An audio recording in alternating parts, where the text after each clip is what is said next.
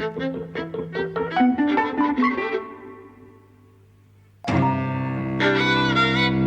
and welcome to Eavesdropping at the Movies. I'm Mike. And I'm José.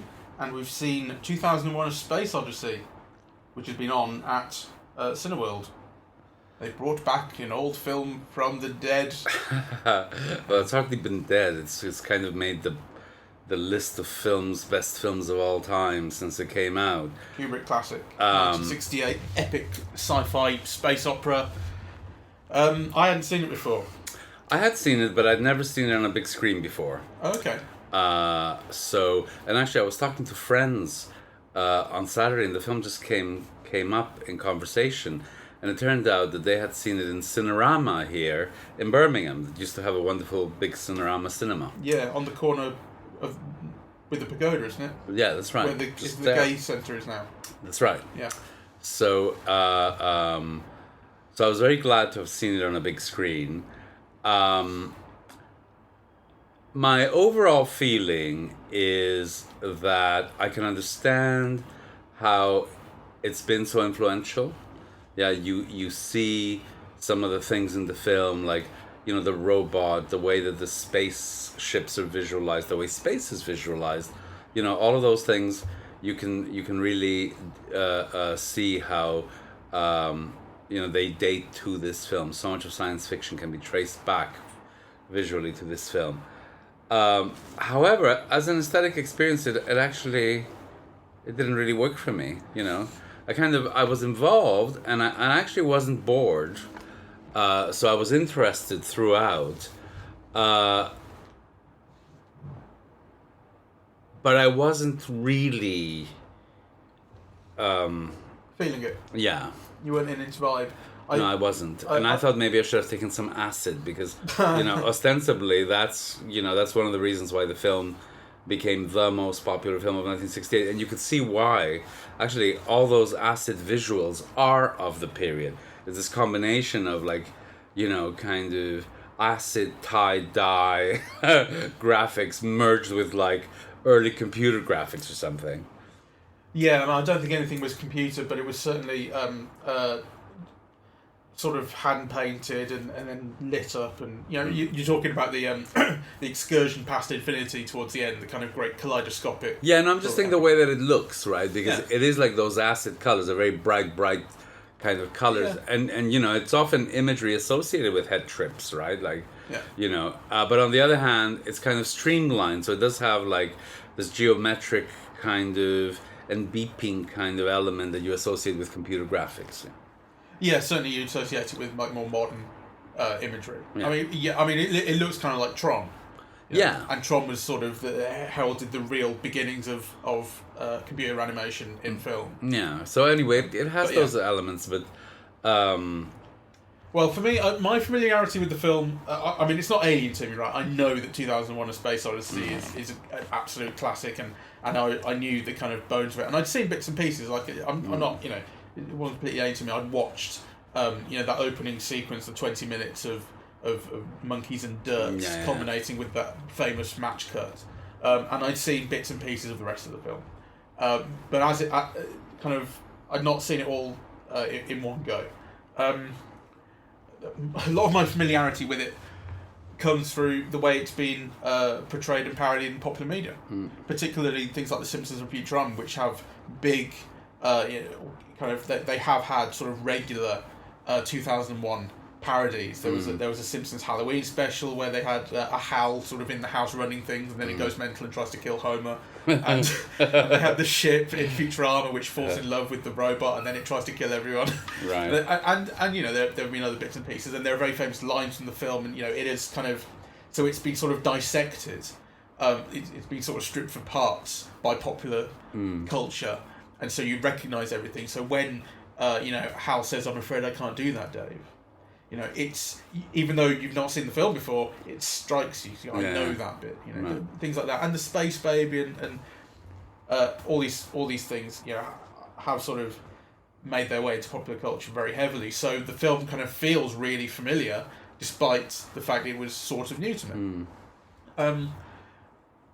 I did have a problem with how long it takes to do certain things. There's a feeling of if if someone is going on a spacewalk to fix, an antenna of the ship, you are going to see the entire spacewalk from beginning to end, and it takes a very long time. And actually, a few of those bits are not accompanied by music. You really feel the length of them. And I'm not entirely sure what the point of that is, other than to kind of luxuriate in the feeling and the visuals. Really, I think it might be a thing where it's of its time. I think it is of its time, and actually, I think it just wants to show you the amazingness of it all. Yeah, like, so for example, the bit where the stewardess, one could call her that, is walking with her grip shoes. Well, actually, I think part of the point is you just want to see what space in the future looks like, and what a spaceship looks like, right? So it is about luxuriating in that visualization. Yeah, and there are moments to that. There are elements of that which still really are really effective. I love the shot, and I've seen it before. But I love the shot where two spacemen are walking down a corridor. The shot is from the back of the corridor, which is stationary, and then at the far end is a rotating room. And so you two guys walk down the corridor away from you, and then they walk into the rotating room, and like they start to rotate with the room, which is perfect. It looks amazing, and the way they've done it is by syncing it perfectly so that the camera starts moving with the external part of the room as the other part stops, so that it looks like there's and it's just beautifully timed, and it's like you can't do it any better with computer generation now. Fred Astaire invented that in Royal Wedding. Yes. So yeah, I've seen that. Yeah. It's not new. No, sure, but I mean, it's just perfect. Yeah. And it's so effective, and again, it's kind of iconic. Like there are these shots, particularly Kubrick has that kind of. He likes to use a sort of planimetric shot where everything is perfectly balanced with one vanishing point in the scene, and so there's the shots of Dave dismantling Hal. I think there's a couple of shots where it's the wide angle or the shot where he's coming into making the jump from the emergency airlock and things like that. Again, these are really iconic, even if you haven't actually seen them. You have somehow. They are embedded in culture somehow. And I think and it is very difficult, as someone who was born in the late 80s, to get a sense of how new this felt, how groundbreaking this felt in 1968 when it was released. I think the film got mixed reviews when it was released, and actually mixed reviews is what I'd give it now. It's an interesting thing. I mean, we were leaving the cinema, and I think a person applauded, and kind of I was walking by these teenagers say, "Oh, well, like wasn't that great?" And so on. But actually, I got the feeling that that's almost like received wisdom, that you somehow have to say it's great, But actually, I didn't feel it was like, So you're trying to say, okay, well, what's the film about? And there were elements that I didn't quite get, like that last scene in Versailles, which is not Versailles, which looks like a computer room, and you think, oh, is Hal alive or something? Like I kind of and there's no question that the film can be read allegorically and interpreted in many different ways or whatever. But actually, for me, I'm just not interested in engaging in that quest. No, I kind of get what you mean. It feels a little bit to me like the original Blade Runner always has, where you do get a feeling of sort of, I understand its significance, and in a way it's kind of greatness, but how interested am I in actually digging into the themes? I think I'm probably more interested in this than I ever have been in Blade Runner, I must say. It's more interesting to me, but that's kind of a meaningless comparison. But but again, it does have that thing, and we've talked about this before. I think we talked about this on the Blade Runner podcast, where you made the point that one of the reasons I will have always found the original Blade Runner boring is because the themes that it's talking about that were so original at the time have been so influential that everything talks about them now. Yes. And it's a similar thing with 2001. I mean, you watch 2001, and a major theme of it is the how advanced Hal is. That he knows how to lie and think for himself and have his own objectives and fuck with the humans. And I'm watching Westworld at the moment, and it's exactly the same. Yeah, exactly the same. None of that comes as any surprise. I think a lot of it is quite dated, or quite of its time, right? So on the one hand, you can admire, you can admire many things, like the guts it takes to do that whole 20-minute, opening without sound, without dialogue. The bit where they go to Jupiter, and it is all graphics, and it all is all trying to visualize moving through space with actually a very kind of or dissonant soundtrack, yeah. So all of that you can kind of I admire, and actually it did make me understand,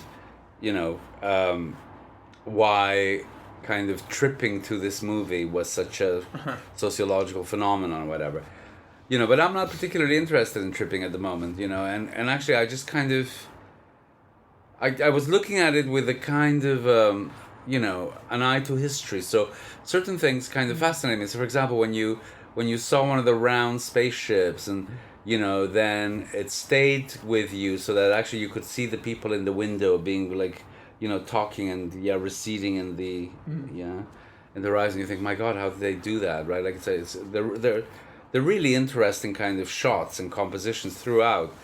But I'm just not interested in the film's themes, which I imagine are themes of like creation and life in the universe and who's in it and all of that, really. Yeah, and I just didn't feel it. Well, yeah, I mean, I do. Again, that comes back to that thing of like these themes have now been done so much that you kind of feel that there's actually in 2001 there is not as much mileage in them as there once was. Yes. Put it that way. Which I don't think is like the film is any weaker, but the film is kind of its time. I mean, I was talking to you, for instance, about how there's a point in the film where Hal beats Dave at chess. He says, I think you missed a move there. You should have gone queen here and thing there, and then you would have won. And he's like, oh shit, I missed that. Sorry. And to us, that's meaningless. Yes. Because computers, my phone can beat me at chess. Yes. But back then, it wasn't a solved problem. People didn't know if computers could do this, and it was a kind of a hallmark. When Deep Blue beat Garry Kasparov, it kind of shook the world in its way. Well, I think so it's a real marker of what HAL is and how advanced it is, that it can beat Dave at chess, and that's something that if you don't know that, doesn't really mean much now. I think there are elements of kind of technological display that are meant to kind of dazzle and thrill, but that now just elicit a kind of a nod of recognition. So for example, the whole visual phone conversation with the daughter, right? Like, kind of you think, oh, that's the future. Well, that's your iPhone, really. Oh yeah. Yeah. So those things that are spectacular in the sense that their very existence and their display is meant to thrill, I think no longer do, except in like a retro chuckle. Yeah, that's how they imagine. It's like going to a museum. Well, and yeah, looking at how the past saw the future. Exactly. Yeah. But no, I think even Apple got into trouble, or they tried to get Apple into trouble a couple of years ago for saying you ripped off 2001: A Space Odyssey with the iPad. I'm pretty sure that ended up going near a courtroom. Well, because the elements of design are kind of so similar, and so in a way it kind of anticipated. It's a weird thing. Like in some ways, it sort of anticipated the future, because a lot of it, as you say, is really recognisable to the way we live today. Yes. And in some respects, it's kind of people who like the movie sort of designed things that look like the movie. Yeah. So it's all over the place. This thing about saying that it's of its time, I mean, in a way, all the great films are of their time, right? Like, kind of Tokyo Story is of its time, Vertigo is of its time, right? Like, but the thing is that I watch those films and I don't know, they fill me, and with thought and emotion. This I felt kind of thin, actually. Like unless you involve yourself in, it could mean this, or it could be interpreted as that, or whatever. But actually, I kind of, it didn't give me enough of a basis to care or to have a stake in it. And it's a very cool film, right? Like kind of, the only moments that really kind of elicit emotion of any kind are really the moments with Hal that are witty, right? Like kind of, you know. Otherwise, I find it kind of really cool and distant, you know. Yes. So it didn't engage me at all on an emotional level. The only thing that really engaged me, actually, which is very rare for me, but maybe this is in the, you know, what I see as lacks in the film. I love the music, and every time, kind of, you know, the track changes, and it is all of this, like, it's mainly Also Sprach Zarathustra and the Blue Danube Waltz. Okay, well, those are the two main. Well, every time they came on, you know, you're with it, right? Yeah. In a way that I didn't feel with the film. Yeah, but I think some of that is actually just the power of the music. I mean, Also Sprach Zarathustra on its own to a black screen would be as powerful, I think.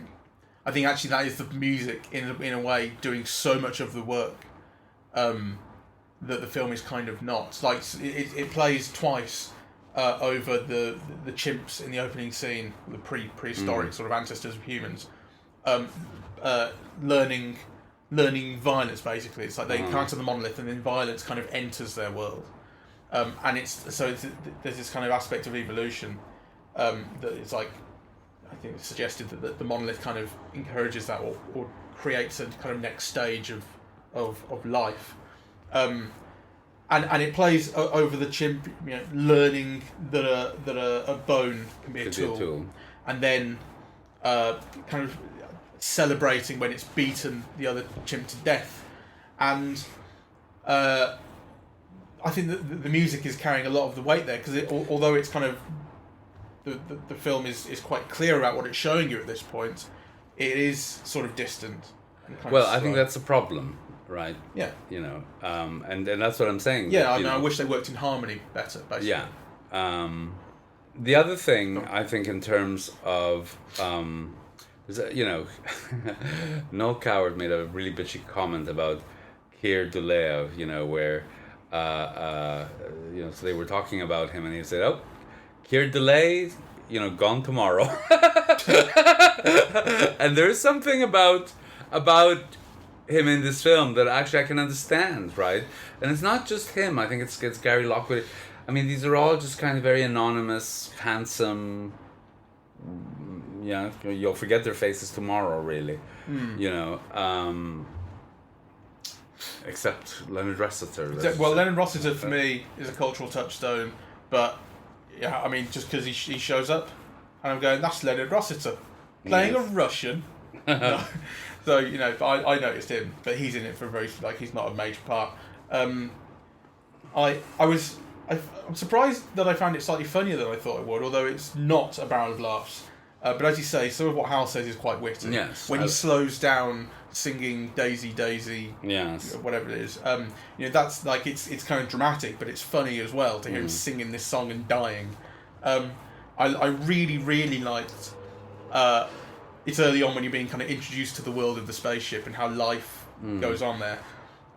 The rules for using the toilet. Oh, yeah. And he says, rules for using the toilet. We advise that you read these rules before using the toilet. And then there's a list as long as my arm and in really small font. That's a joke, right? It's a joke. Yes, it's great. And the guy's looking at it going, what the fuck? And it's wonderful. It's sort of subtle. It's not really sold as a joke. It's just sold as one of the things on board the ship. But it is really funny that there are so many rules for using the toilet in space.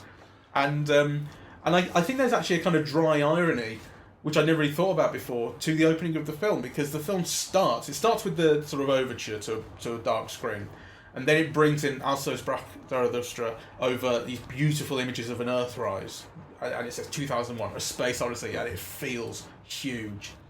And then it's followed by 20 minutes of no space. 20 minutes of hanging around with monkeys in dirt. It feels like there's a kind of deliberate irony in extras and cheap monkey costumes. You can really tell. Well, you can tell now. You can tell. But do you know what I mean? I think there is a kind of irony in that. And actually, you talk about the costumes. I know that I think it's Arthur C. Clarke. Planet of the Apes came out the same year, and it was awarded with. I think it got an honorary Oscar for makeup, and I think it got a award for costume. 2001 was not nominated for anything, and Arthur C. Clarke maintained that it was because the chimps didn't talk. Because the fact that the chimps talked in Planet of the Apes meant that people knew that they were in costume. and he reckoned that the Academy thought the chimps in 2001 were real chimps. Oh please! I don't know. People are foolish. They're not bad costumes. They are by today's standards. You can really tell that there's people in them. Yeah.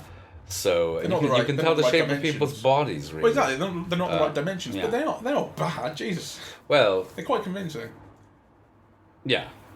Anyway, my criteria is, for what I think are to me the really great films. Is this a film that you plan to revisit, and try to re-experience or exhaust, or plumb whatever it has to offer? And of course, films offer many different things. And actually my answer to this is no. I mean, I would not make my top 10. I mean, I recognize its skill, I recognize its influence, I recognize its sociological impact, but actually as an aesthetic experience, it just didn't work for me. I wouldn't put it in a top 10 for me, but I would say I'm keen to revisit it. And the reason is that it's one of these films that I've known for a long time. I've been sort of gearing up to watch, but I just never got around to it. I'm glad it came to cinema because that's obviously the best place to see it. And I'm not sure that I would have got around to watching it otherwise. But because I've been sort of avoiding it, it means I've been avoiding everything about it. So I've never really read anything on it. Right. Because for fear of, I want to watch the film first, and I never did. And now that I have seen it, I'm really keen to read about it. Read stuff that people who've seen it will be used to. Right. I'm not talking about anything groundbreaking, but just stuff that I've not seen before. And I think I've been told before that the Arthur C. Clarke novel actually goes into tons of detail about kind of literally what is happening on that trip to Jupiter. Yes. Which is just stripped away completely by the film and turned abstract. Yes. And I would be keen to sort of know what the book kind of version but of it is. But isn't that terrible that you have to go to the book? No, it's not. It's not about having to go to the book. Because I really enjoyed I enjoyed that kind of abstraction of what the film shows, and I'm thinking about it, and it's tough to make kind of head or tail of it. But I'd be keen to know what the book has to say about it. Right. Not to say that I have to know in order to be satisfied. Yes. But because an explanation is kind of on offer, I'd like to... See, I don't care. I mean, I've spent the last 2 days watching Antonioni. I've watched 2 of his films, The Lady Without Camellias, La Donna Senza Camilla, and Il Grido. And, I've been completely engaged with them. They're so beautiful. The shots are so dazzling. One is about, filmmaking in so many different facets. The other one is about this kind of alienation, really. And just, the compositions, the makeup of the shots, kind of the actors, what it's about. I found it moving and just kind of so beautiful. And actually, this just, kind of nothing in 2001 makes me feel the same way. Now, that's I suppose not a comparison of any kind, really, because there's such completely different kinds of films and so on. But, I mean, you have nothing to go by except your own feelings and your own experience. And actually, this didn't act on my feelings, or on my intellect. And it could very well be me. Maybe that's just kind of, though I very much like science fiction. So I actually think that for me, this is one of those films that's hyperinflated. So we're now in its 50th year. It's being re-released as an anniversary. There's going to be all this publicity around it. As I said, I thought part of the audience's reaction is also a reaction to that, right? It's marked and demarcated as a great film. But actually, I think for me, it's not, so... It's certainly the case that I didn't come out of the film feeling like I'd seen something really great. I was very glad that I'd seen it, and actually one of the reasons I think that I'm keen to read literature on it is it will improve my opinion of the film. Yeah. I found that with and it's a real historical context thing. Because I found that with a video game called Half-Life, which came out in 1998. This is relevant. Half-Life is a game that came out in Half-Life's a game that came out in 1998, and this was before I was playing PC games, so I never played it. And I knew that it had this reputation of having revolutionised gaming. And by the time I got to it, it was sort of 10, 12 years later, which maybe doesn't sound like much, but video games move very, very quickly. And so I played it and thought, what's interesting about this? I didn't really have a good time. And then I read, there's a game website called IGN, and I found their original review of it back in 1998, and it goes into all this detail about why this game is changing things and what's so interesting about it. And it's all stuff that has become de rigueur in games. So I didn't notice any of it, I didn't really pay attention to it, and so the fact that someone was able to explain to me, this is what is so great about this, even though I couldn't feel it myself, it opened up that game to me, made me appreciate it. And I think the same will happen with 2001. Maybe. I mean, I'm always interested in that, and I do think that like great criticism has that capacity, right, to kind of to change your view and to open up kind of different kinds of experiences with a work of art. So if I find anything interesting, I'll pass it on. No, actually, the thing is, I don't know how to describe it, but it's just. I'm very glad that I've seen it, right? And I'm very glad that I've seen it on a big screen. But I'm actually not interested in pursuing any of whatever ideas, it has to offer. I'm just not interested, really. Yeah. So I wouldn't I think if it was something that touched me on some level or that really interested me but that maybe I didn't get and I wanted to find avenues of going into it, which sometimes happens, right? Like, then yes. But actually, I think I think the film, there's no doubt that it's a landmark film, but I think there's also a difference between it being a landmark film and, and it being a great film, yeah? I wonder if... sorry, go on. And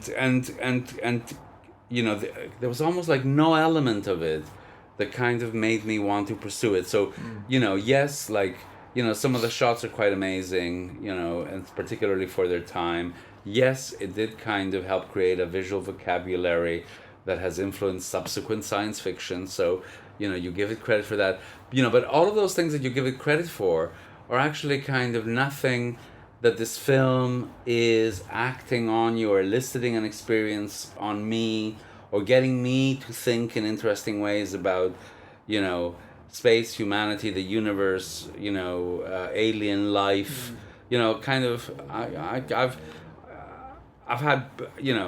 had better experiences and actually kind of more stimulating kind of, more stimulation to thinking in other science fiction films than I have in this one. I do wonder if it's something that is particular to science fiction, though, and historical, not historical science fiction, but science fiction films from previous generations. Because as I say, I think the same thing of Blade Runner, the original, and I wonder if it is that the ideas kind of do become absorbed and then moved on so quickly that you feel like there is really nothing that the film now has to offer that it once did. But then on the other hand, I don't really want to dismiss it like that because, for instance, the scene at the end that you spoke about, within that sort of bizarre sort of prison palace space Versailles thing, and then turning into the space that was baby. Interesting. Really interesting, and I don't want to just dismiss it as going, well, that was weird. Yes. But on the other hand, I don't have like a very concrete sort of idea about it. But so I'm stuck in this place of going like, well, I want to engage with it. But I'm not sure, actually, I can right now. Yes. Yes. Well, obviously, kind of, what it means and how it can be interpreted. And, I'm sure there's reams and reams written on it. And, my understanding is that Kubrick wanted to leave it very open, that Arthur C. Clarke in the book kind of, made it more concrete. And it sounds very anti-intellectual of me or something, but one can't follow up on everything. And actually, this is something that I just kind of have no desire to pursue. And that might just be a flaw in my character. I don't think that's a flaw with you at all. I think people just there's also an issue of taste. Yes, if it's just not to your taste, and in a way, I can see it kind of not being. Had this film been shown had I been watching it on television, I think I would have got bored very quickly because I didn't realise just how long it does take to show certain things. For instance, how long some of the sequences are, where it's shown not very much. I mean, there is one point where Dave's out in the pod looking for the body of Frank, I think, who Hal has killed. He retrieves it, and then Hal won't let him back in the ship. Yes. So he says, "Okay, I'm going to go to the emergency entrance." He says, "Well, without your helmet, you're not going to be able to do that because you have to go out in space." And the sequence where he goes to the emergency bay and goes in, it takes as long as everything else. And you see absolutely everything. But it feels tense, and actually the length of time it takes increased tension for me. I didn't know exactly what was going to happen there. Yes. So that was interesting. Okay, that's interesting. On the other hand, the previous time where you'd seen everything, which is where he goes off to fix the radar dish, was so boring. Yes. Because you did not need to see him traverse the length of this massive ship. I didn't find that thing where he goes into the ship tense at all, because I didn't know what he was doing. I didn't know what was at stake in doing it, right? You know, so that kind of... He did say what he was doing, I mean... What, that he was going to explode the thing? I think no. Well, you've seen. There's been a very deliberate close-up of the door of the pod earlier, saying "explosive bolts, danger," and then when he speaks to Hal, he says, "I'm going to the emergency exit," and then he goes off to it. So, I mean, I guess I kind of put two and two together and figured out that he was going to give it a go.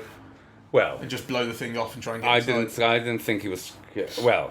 I mean, he had to get inside somehow, and Hal wasn't letting him in. Yeah, but I think, but it says manual then, and, he goes through those things manually, and then, kind of the whole thing turns around, which takes forever. And then, he looks around, so, kind of you think different things. Is there a helmet somewhere that he could use, maybe, so the question is, how's he going to get out of this? But I think that all takes too long, and actually I didn't think that there was... I didn't have much at stake in that. I didn't feel it was tense. I guess the difference there is because I felt I had a strong idea of what was going to happen, which turned out to be correct, and you didn't. Yes. You know what I mean? So that's it. There's a kind of mismatch somewhere along the way. But because I knew he was gonna go into outer space without a helmet on to try and get back into the ship. Like, the longer that it took to do that, and the more deliberate the action of, as you say, turning the ship around, which takes forever, you're going, holy shit, he's actually going to do this. Yes. Is this going to work? Yeah, or maybe it's a time thing, but like that whole thing where he gets bounced to the front and then he bounces to the back. I actually thought there's nothing at stake in him bouncing at the back. There was never any suggestion that he was going to, lose or be pushed back onto space, right? Mm-hmm. I actually thought all of that lacked tension. Fair enough. What did you make of the intermission? I hated the intermission. They put on a 15-minute intermission? It was just and they put on the screen just a loop of saying Cineworld. Cineworld. I mean, it was just deadly, really. But what about the timing of the intermission in the film? Do you think it worked? Yeah. So did I, actually. I thought it was a good time to have an intermission. Yeah, the intermission came when Dave and Frank are hiding from Hal in one of the pods so we can't hear them, and they're talking about we're going to have to shut him down because he's freaking us out, and but then Hal is going from mouth to mouth, and you get always looking. Yeah, looking you see him reading. Cut to lips. black intermission. Yeah, we're a good place to switch it, and then when you come back, immediately Frank dies. So it's built in clearly. Yeah. That's where it is. Yeah, I thought that was good. It's end of an act, start of an act kind of stuff. Anyway, I'm very glad I saw it, and I would recommend, that everyone see it, actually. But I also, wouldn't buy into all the hype. Go see it with fewer expectations, and you might get more out of it, maybe. Or on drugs. Yes. I'd say I can really see how it would work, on drugs, actually. Yeah, well, drugs kind of, especially acid, sort of mess with your time perception, don't they? So it might feel like it's 15 minutes long, it goes like that. Well. Or there was some very cool, interesting, trippy visuals. I think that all the stuff that was drawn, the geometric stuff, was vastly more effective than the actual real shots that were then kind of colorized weirdly. Because those by today's standards, looked like a very cheap, kind of iPhone effect that your mum and dad would do. Doesn't this look cool, son? Yes. I don't know, it doesn't, mum. But the other stuff was really, kind of trippy and cool and all the rest. I'm glad that they brought it back and showed it on a big screen. Yes. But it's not. I'd say it's not the best kind of experience of a classic film being shown on a big screen. I saw Jaws a little while ago, which again I hadn't seen before. I was saving it until someone brought it back, which is another way of saying I would just never got around to watching it. But they showed it at Cineworld, and that was fantastic on a big screen. You really felt it, and maybe the fact that it's more modern or more grounded is has something to do with that. Yes. Well, I thought it must be a restored print, but it didn't feel like a restored print. It actually, it didn't feel as beautiful as it might. Yeah, it didn't really. Yeah. So actually, that's something that I will look into and see. I mean, the occasion is obviously its 50th anniversary. But what did they put into the restoration? I had an opportunity to see it a few years ago. They showed it in Bologna on a huge screen. And social things got in the way, and I only saw a few minutes of it. But I wonder what kind of restoration this is, if it's a restoration at all. I'm just looking. 2001: A Space Odyssey celebrates its 50th anniversary with a 70mm 4K re-release. So in theory, it would have been 4K. It wouldn't have been the original 70mm. It wouldn't have been a restored 70mm, I don't think. Not in Birmingham. Not in that screen, which is a small screen. But in theory, it would have been 4K. Well, I'm not sure. No, I don't think that the theater we saw it has 4K. It says here that there will be a 4K HDR Blu-ray release in autumn, but that doesn't mean that the one we saw at the cinema just then was. Anyway, it didn't look very special. That's all I can say. No. So. No. Yeah. All right, let's wrap it up. Yes. Well, I'm glad I saw it. Yes, I'm glad I saw it, and I recommend it. I recommend it. It's a film that I think everyone should see, but also it didn't blow me away, and actually I think it wouldn't rank in my list of really great masterpieces of the cinema. So, all right, let's leave it here. John, good.